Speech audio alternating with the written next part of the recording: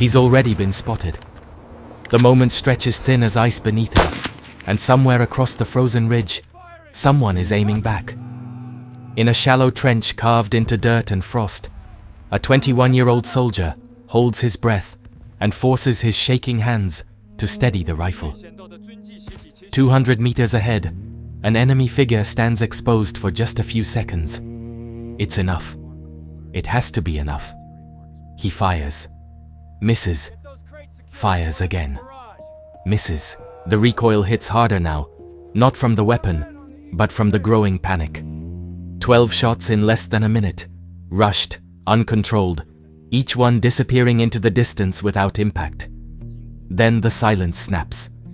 Enemy fire answers instantly, precise and violent, tearing through the ridge, collapsing the trench, throwing frozen earth into the air. For a brief second, he disappears beneath it, swallowed by the same ground he thought would protect him. By every logic of war, that should have been the end. An untrained soldier, exposed, outmatched, erased before he ever understood what he was doing wrong. No name remembered, no story told. But he survives. And 32 days later, that same man will be credited with something that doesn't hold up under scrutiny. Not in training manuals, not in battlefield reports, not even in the mathematics of probability. 442 rounds fired, 214 enemy soldiers killed. No formal training, no scope, no prior experience, just a rifle, and a mind that refused to accept failure. This isn't where the story begins. It's where it breaks. 特等步兵没有在数机内。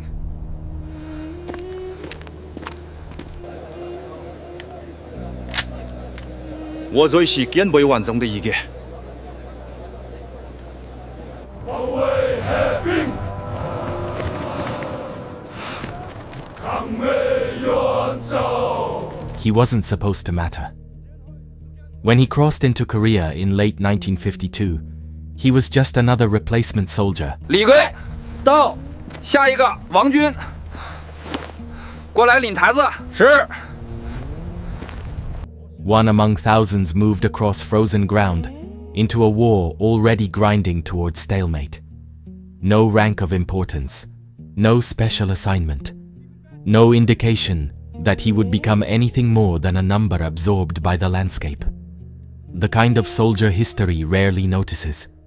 His name was Zhang Taofang. Before the war, he had almost nothing. No formal education, no military distinction, no record of marksmanship. He had fired rifles before, but without precision, without discipline, without understanding. When he first touched the weapon that would define his story, a short-barreled Soviet carbine with crude iron sights, he failed immediately. 3 shots, 3 complete misses. The kind of failure that doesn't just expose inexperience, but invites ridicule. And that's exactly what followed.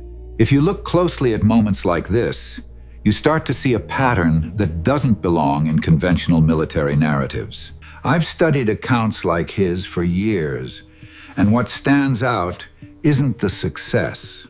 It's the obsession that comes right after failure, the refusal to detach, the need to understand every mistake in exact detail. He was sent away from the firing line, reassigned to the field kitchen, effectively removed from anything resembling combat relevance. For most, that would have been the end of ambition. A quiet downgrade, accepted without resistance.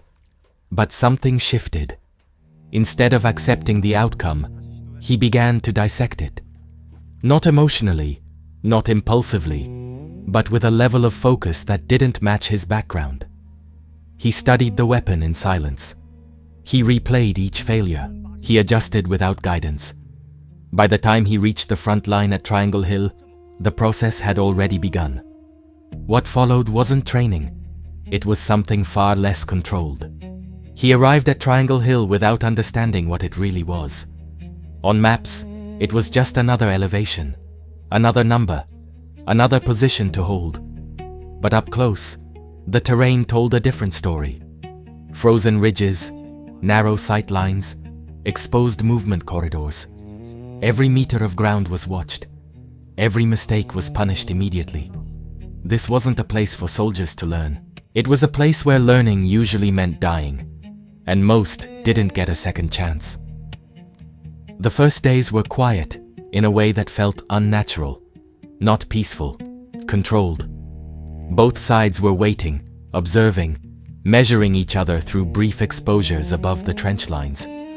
Movement was minimal, deliberate, calculated. No one stayed visible for long. No one needed to. Because being seen, even for a second, could be enough. But Zhang was watching. Not casually, not passively. He began to notice patterns. The timing of movement between positions. The exact seconds when a head would rise above cover. The routes used to carry supplies. It wasn't strategy in the formal sense. It was recognition. Repetition.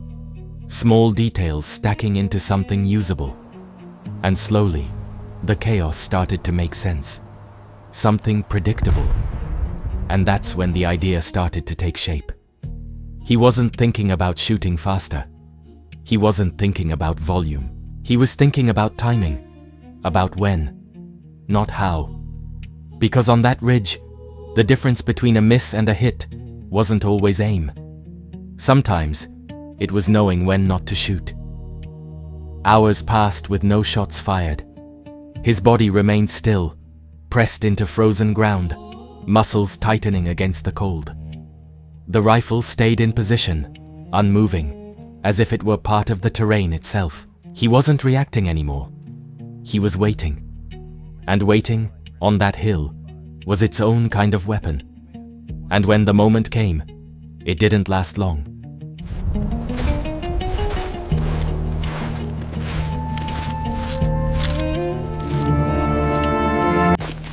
保持期盼，敌人可能随时进攻。 A figure appeared, brief, exposed, exactly where he expected it. This time, he didn't rush. He adjusted his aim lower than instinct suggested, controlled his breathing, slowed everything down.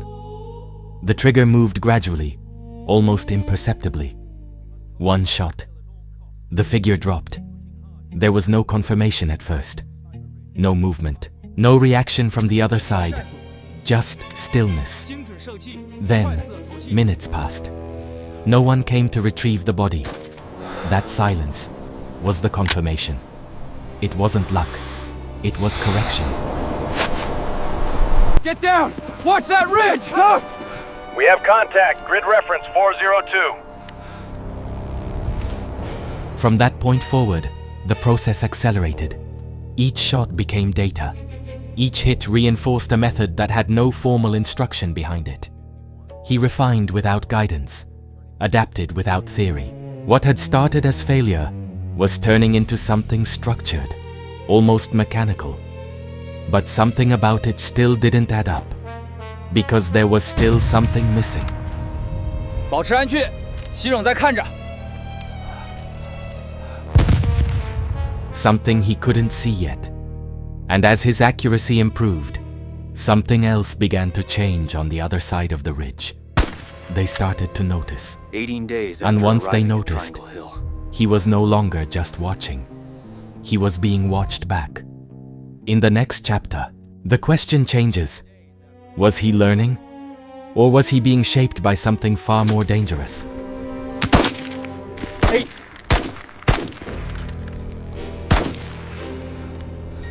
By the second week, it wasn't just about hitting targets anymore. Something had shifted. The rhythm of the battlefield began to change around him, subtle at first, almost unnoticeable unless you were looking for it. Movements became shorter, exposures rarer.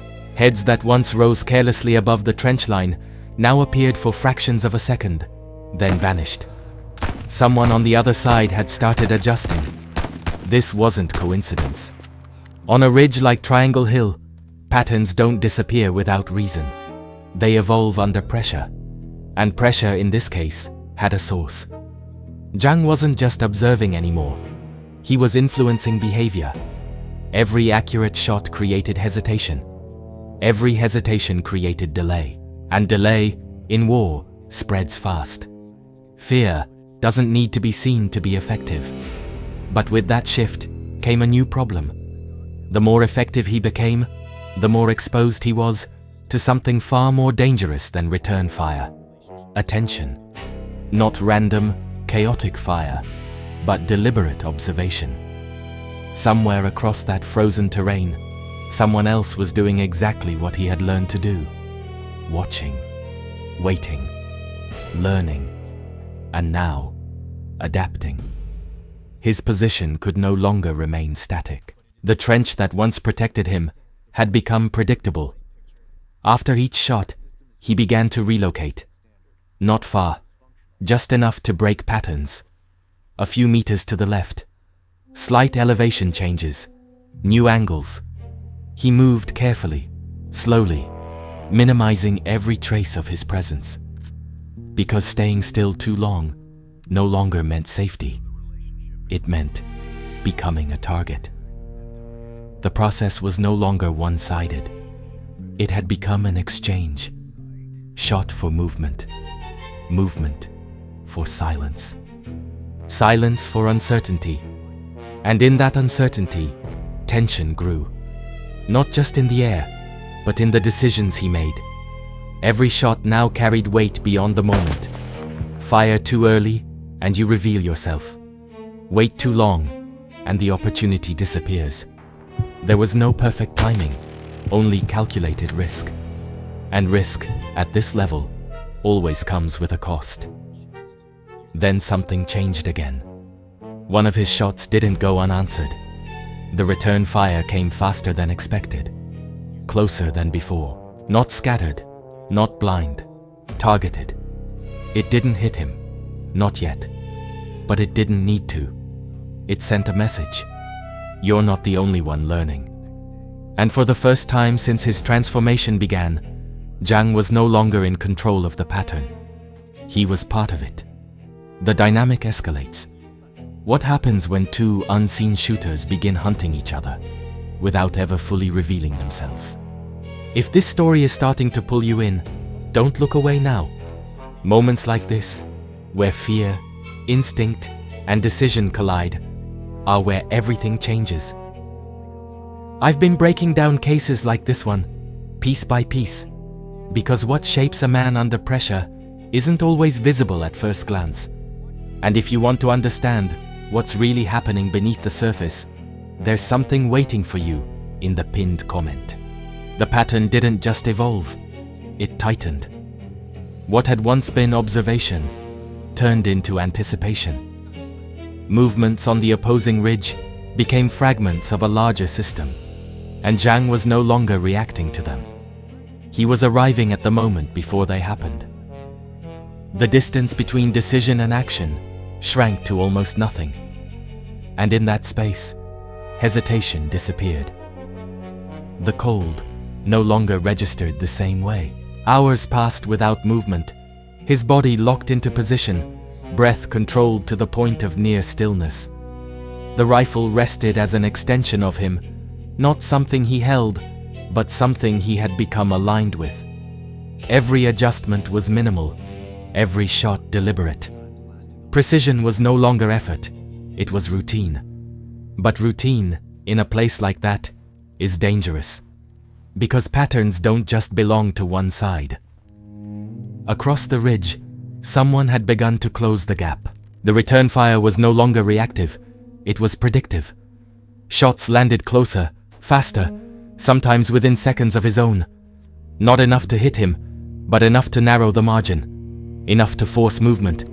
And every forced movement increases risk. He adapted again. Shorter exposures, faster relocations, angles that reduced visibility but limited opportunity. The balance shifted. It was no longer about maximizing shots.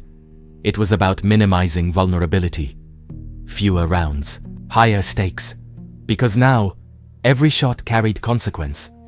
Then came the moment that broke the rhythm. He took the shot. Clean.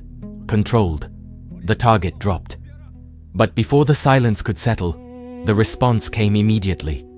A round struck the edge of his position, sending debris across his face. Too close, too precise. It wasn't reaction. It was tracking. Someone had locked onto him. For the first time since his transformation began, he hesitated. Not out of fear, but recognition. This wasn't random. It was personal. And if you place yourself there for a second, you start to understand the weight of it. You're not just looking for targets anymore. You're being studied. Every movement you make, every breath you take above that trench line, could be the one that gives you away. And the difference between staying alive and disappearing into that hillside isn't skill alone. 442发子弹，214个敌人双环。 It's how well you can think, while someone else is trying to think faster than you. From that moment forward, the engagement changed. It was no longer soldier against soldier. It was mind against mind. And in that kind of exchange, the outcome isn't decided by who shoots first. It's decided by who understands the other better. But understanding your opponent requires one thing he had been avoiding. Exposure. The line between hunter and hunted disappears, and one mistake will decide which side he's on. Exposure wasn't a mistake anymore. It was a decision. Until now, he had avoided it, minimized it, controlled it, reduced it to fractions of a second. But understanding the enemy required something different. It required presence. Not long enough to be obvious, just enough to be noticed. Because without being seen, he couldn't see who was watching him back. He adjusted his behavior, slight delays before pulling back, small intentional pauses above the trench line, movements that looked natural but weren't. Each one calculated to draw a response, each one designed to test reaction time, angle, intent. He wasn't just observing anymore, he was provoking. At first, nothing changed. Then it did. A shot came earlier than expected. Not at the usual position, but slightly offset. A correction. A guess refined into direction. It didn't hit, but it didn't need to. It revealed something more important than accuracy. Position. There was someone out there, narrowing in. And now, the distance between them was no longer measured in meters, but in understanding. Zhang shifted again. Less movement, fewer shots, longer intervals. He slowed the pace deliberately, forcing the other side to wait longer, to anticipate more, to risk more exposure in return. It was a silent negotiation, built on tension rather than communication. Because the one who breaks first usually loses. Time stretched. Minutes turned into hours without a shot. The battlefield, once active, now held in suspension. Both sides waiting. Both sides calculating. The silence wasn't empty anymore. It was loaded. Then, it happened. A movement. Too precise to be random. Too controlled to be careless. Not a soldier rotating position. Not a routine exposure. Something else. A test. And for the first time, Zhang didn't take the shot. He waited. Because now, the question wasn't where the enemy was. It was whether the enemy was trying to be seen. What happens next depends on one choice. Take the shot, or let it pass. He lets it pass. The figure moves through the exposed line of sight, controlled, deliberate, almost inviting the shot. And Zhang does nothing. No trigger pull, no adjustment, just observation. The moment stretches, then disappears, and the ridge returns to silence. That single decision shifts the entire dynamic. Because in a system built on reaction, choosing not to act becomes the most dangerous move of all. Until now, everything followed a pattern. See, calculate, fire, relocate, a closed loop repeated over and over. But this was different. This was restraint, a break in rhythm, and on a battlefield where patterns keep you alive, breaking them is the only way to see what's hidden behind them. He replays the movement in his mind. Too precise, too clean, no hesitation, no urgency. It wasn't a soldier rotating position. It was a signal, not for survival, but for response. A controlled exposure, designed to trigger instinct. And instinct, under pressure, is predictable. Which means whoever controls the trigger doesn't always control the outcome. The hours that follow feel heavier, not slower, denser. Every movement now carries meaning. Every silence feels intentional. Zhang doesn't just watch anymore. He analyzes intent. There's a difference. Exposure is accidental. Intent is controlled. And controlled movement leaves traces, even when it tries not to. And once you start seeing intent instead of movement, you're no longer reacting to the battlefield. You're reading it. He reduces his presence. Fewer exposures, less movement, narrower angles. He gives up visibility to gain concealment. It's a trade, a risk. But now, survival depends on being harder to understand than the enemy. Days pass like this, filled with tension that never resolves into action. The absence of gunfire becomes pressure. It forces doubt. It forces restraint. It forces a question neither side wants to answer first. Who breaks the silence? Because breaking it first means revealing yourself. Then it happens again. A movement. Slightly different. Less controlled, but still not careless. Zhang tracks it. His breathing slows. The rifle aligns. This is a shot he would have taken before. But now, he waits. 1 second. Then another. The figure pauses, just slightly longer than expected. And that's when it becomes clear. This wasn't exposure. It was bait. And if he had fired, even a second earlier, he would have given away everything. Now let me ask you something. If you were in his position, would you have taken that shot? Or would you have trusted that something felt off, even with the pressure, even with the opportunity right in front of you? I want you to think about that for a second, and tell me in the comments what you would have done. Because in situations like this, your instinct might be the very thing that gets you killed. He lowers the rifle, not out of fear, but control. Because now, firing isn't dominance, it's predictability. And predictability is fatal. The ridge stays silent, but the silence isn't neutral anymore. It's waiting. Somewhere out there, unseen, someone else is making the same calculation. The next move won't be about who sees first. It will be about who forces the other to make a mistake. The silence doesn't break. It tightens. Hours stretch into something heavier than time. No shots, no movement. Just pressure building on both sides of the ridge. At this point, it's no longer about finding the enemy. It's about forcing the enemy to reveal themselves first. And the one who reveals too early doesn't get a second chance. Zhang remains still, but his thinking shifts again. He's no longer trying to predict movement.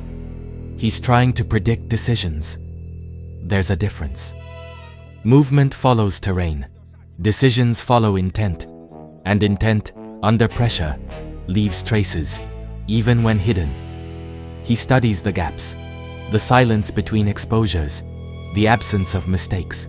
Because perfect stillness isn't natural, it's controlled. And control can crack. So he changes something subtle. Not a movement, not a shot, a delay. The next time he exposes himself, it's slightly longer than before.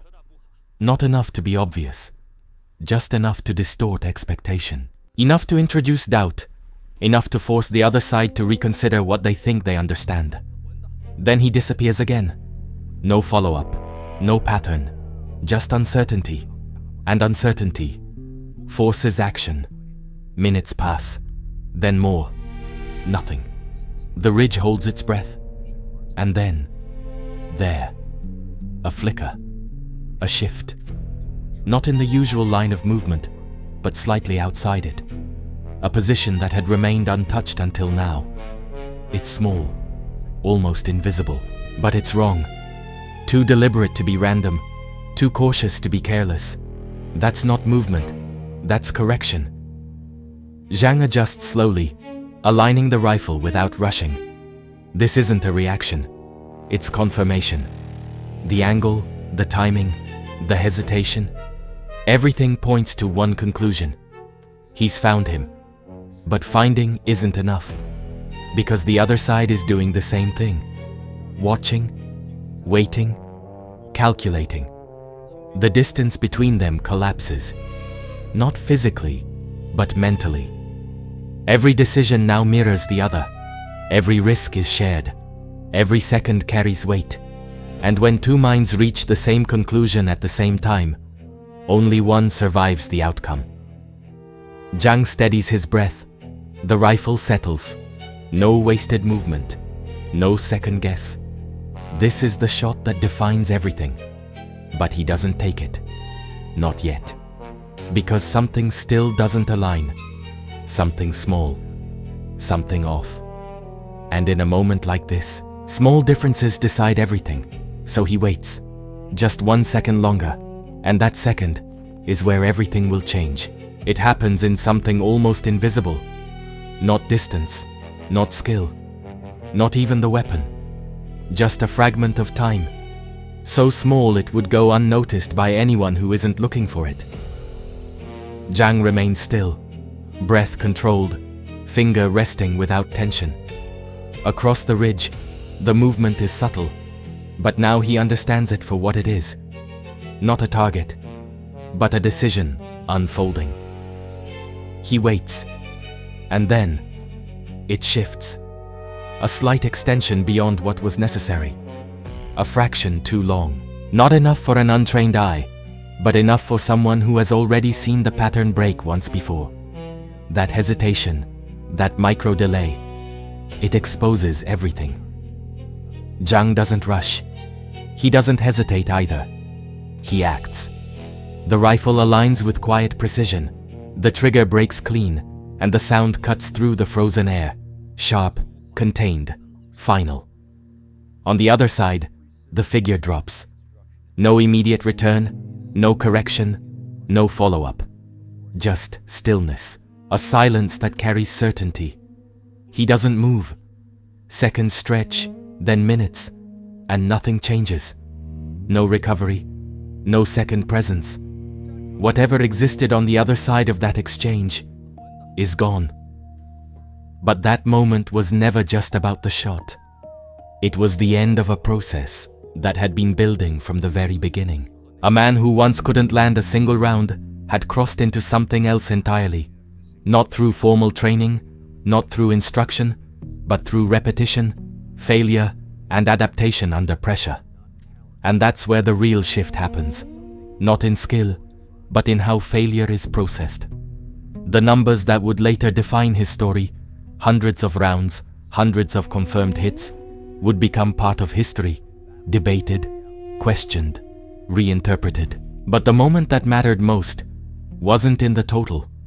It was in restraint, in the choice to wait, in the refusal to follow instinct when instinct could be predicted. Because in the end, that's what separated him. Not accuracy, not speed, but control. The ridge remains unchanged, frozen as if nothing ever happened. But something did happen. Something that doesn't appear in maps or reports. A shift. From reacting to understanding. From shooting to deciding. And once that line is crossed, there's no going back. If this moment made you stop and question what you would have done, stay with that feeling. That tension, that hesitation. That's where the real story lives. I want to hear your perspective, so leave it in the comments. And if you want to go deeper into real moments like this, there's a free ebook waiting for you in the pinned comment, with 3 real war stories that explore what pressure really does to the human mind.